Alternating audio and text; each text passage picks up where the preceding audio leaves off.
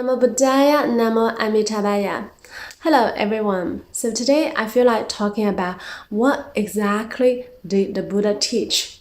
So if you ask these questions to 10 different Buddhists, 10 different Buddhists will give you maybe 10 different answers.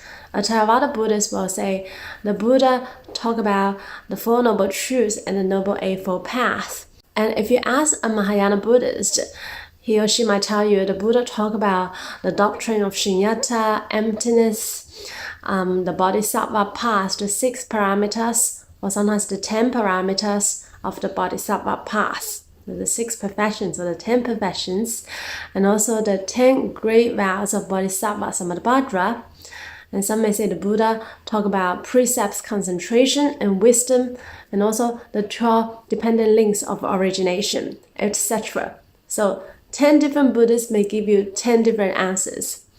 And as a Pure Land Buddhist, I'll tell you the Buddha talk about Nianfo and told us to attain rebirth in Amitabha Buddha's Pure Land to transcend the cycle of samsara. And if you ask someone what kind of meditation I should practice, again, 10 different Buddhists may give you 10 different answers. Some may tell you you can practice vipassana or samatha to be aware of the breath, or to chant or Zen practice, or to chant Om Mani Padme Hum. And as a Pure Land practitioner, I'll tell you to practice Nianfo, to be mindful of Amitabha Buddha. So there are just so many different teachings and practices the Buddha has taught. There are 84,000 Dharma gates. Dharma gates means practices, but in fact, infinite practices the Buddha has talked about. So there is even the gratitude samadhi, where the woman just repeat the word gratitude or I'm grateful, in whatever situations she encountered, which I have shared a story before, and then she realized the gratitude samadhi. So samadhi means enlightenment. There was even the broom samadhi, so maybe some people don't know about this. So there was the disciple of the Buddha called Sudrapantaka, and he was extremely slow-witted and could not remember anything the Buddha taught. Absolutely nothing. So the Buddha taught Agatha to tell people to memorize it, but he just could not remember anything. When he remembered the second sentence, he'll forget the first sentence. So he was extremely stupid. And his brother, who was also in the Sangha, he was quite intelligent, and he tried to teach him the Dharma many times, but he just could not remember anything. So he has the poorest memory, and he told him, why don't you just go home and take care of the elders? You have no use in the Sangha, you cannot remember anything. So he was obviously very upset, and he was crying, and the Buddha saw that and asked what happened. And he told the Buddha, I'm such a stupid person, I cannot remember anything. And the Buddha said, oh, don't worry about that. If you know that you are stupid, that's a form of wisdom as well. And for someone who think that they have wisdom, it's also a kind of ignorance. So the Buddha said, let me teach a Dharma door that could be suitable for you. And the Buddha handed him a broom. So he said, I hold this broom every day to sweep the dirt on the floor, and you repeat the word broom. So broom, broom, broom. It's like when we recite the name of Amitabha, we repeat the name of Amitabha, Amitabha, Amitabha, and it's like that. So broom, broom, broom. And even this word, it took him 1 month to finally remember it. After 1 month, finally, he had no problem in memorizing the word and without anybody's help. So he could finally be like, broom, broom, broom. And he would do this day and night. Although he was slow-witted, but he listened to the Buddha, and he was actually diligent in his practice. So he did this broom, broom, broom day and night. And eventually one day he thought, what's the use of this broom? The broom can help sweep away the dirt on the ground, but it also helps to sweep away the dirt in my mind. And he started to think it was really because of all the afflictions that sort of prevented him from activating his original wisdom.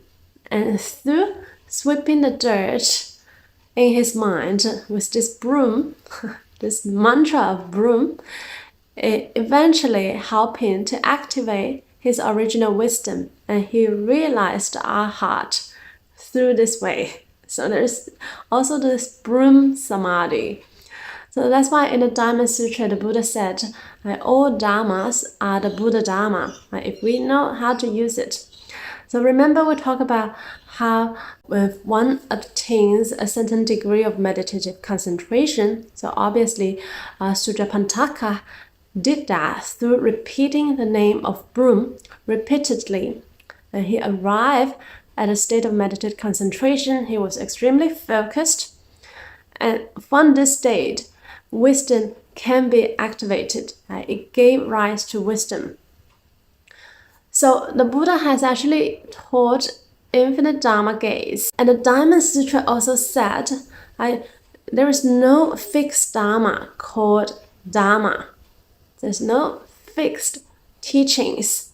And in the Diamond Sutra, the Buddha even said to Subhuti, so the Buddha's great disciple, I do not think that the Tathagata has the Dharma to say.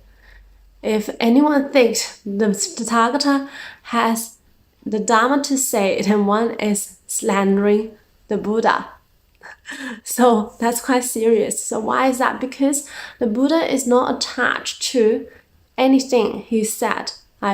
All the things he said, all talks, all words, all the sutras are like ways of convenience to help us to see the truth. All this are like pointing us to help us activate our Buddha nature, our original perfect wisdom. So it's like a finger pointing. I remember the famous painting of the Buddha used his finger to point at a full moon. So the full moon signifies our original Buddha nature, the perfect wisdom and blessings that's within all beings. And the finger is like the sutras, like the words, the talks by the Buddha, the ways of convenience, to help us to see the truth, to unveil the truth. One should not be attached to the fingers. One should not be attached to mere words and the sutras and words of the sutras. Sometimes the text of the sutras, if people are very attached to just the words, the text, then they're really missing the true meaning of the Tathagata. If someone says the Buddha thinks that he has the Dharma to say, then the person does not understand the true meaning of the Tathagata. Because all talks, all words are actually ways of convenience to help us to see the truth. And the Buddha has absolutely no attachment to whatsoever he said. All different teachings, all different talks, and all different sutras are for people with different capacities, karma, and preferences. So think about the Buddha Dharma is like a big pharmacy. And people go to the pharmacy to buy different kinds of medicine to suit people with different illnesses. So it's a bit like that. Depending on the person's capacities, preferences, karma, etc., one can choose whatever Dharma that's most suitable for him or her. So all Dharmas are equal. There is no best or worst, depending on which suits you the most. So although all dharmas are equal, there is also some are easier to practice than others. So that's why I choose the Pure Land path. I like this easy pure because I don't think I have this intelligence or capacity to realize enlightenment. I simply entirely on my own, by my self-effort, to give up all the attachment to the self, attachment to the body, attachment to lust, all kinds of attachment, entirely on my own effort. So that's why I want to rely on the power of Amitabha Buddha to first attain rebirth in the Pure Land. And also the Pure Land is a much better environment for our practice, and we can attain enlightenment and realize the final Buddhahood much, much quicker in the Pure Land. So that's why I prefer this easy pure. Whereas for some people, maybe they don't think the Pure Land is their path, because maybe they think they can realize enlightenment entirely on their own. They can just give up all their attachment by themselves, right? So rejoice in their merit if they think they can do that, but just be aware that impermanent can happen in any moment, right? We don't even know what might happen in the next moment or tomorrow.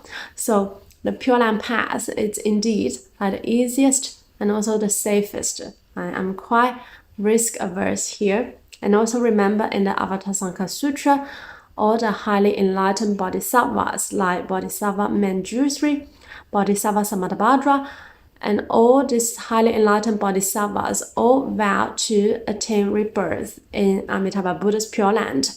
Because the Bodhisattva also knows that this is the easier path for us ordinary sentient beings to take, because we are currently in the Dharma ending age. 1,500 years after the Buddha entered Parinirvana, or some say 2,000 years after the Buddha entered Parinirvana, we are in the Dharma ending age, which the Buddha predicted that during this time there is just so much desire and ignorance that's filled in the world. It's extremely difficult for people to realize enlightenment. So in the Dharma ending age, there are still many people maybe talk about the Dharma and practice the Dharma, but rarely, extremely rarely, anyone can realize enlightenment entirely based on a self-effort. And that's why in the Mahayana Sutras, it's recommended that people practice the Pure Land path to first migrate to Amitabha Buddha's Pure Land, and they will realize enlightenment the quickest, the easiest, also relying on Amitabha Buddha's power. Already a perfect enlightened being who vowed to help us in this way. So again, there is no best or worst. You can choose what suits you the best. And in the next series of videos, I'm gonna talk about different teachings by the Buddha, and you can see which teaching suits you the best. And also, I'll show you how this Nianfo Dharma Gate already encompasses all the teachings the Buddha has taught. So in one Dharma Gate, there contains already infinite Dharma Gates. Some people might have heard of this in sutras such as the Avatamsaka Sutra, but one may not exactly understand how. So in my next series of videos, I'll share these different teachings by the Buddha, from Theravada to Mahayana, and I'll show you how this Nianfo Dharma Gate, this one Dharma Gate already encompasses infinite Dharma Gates.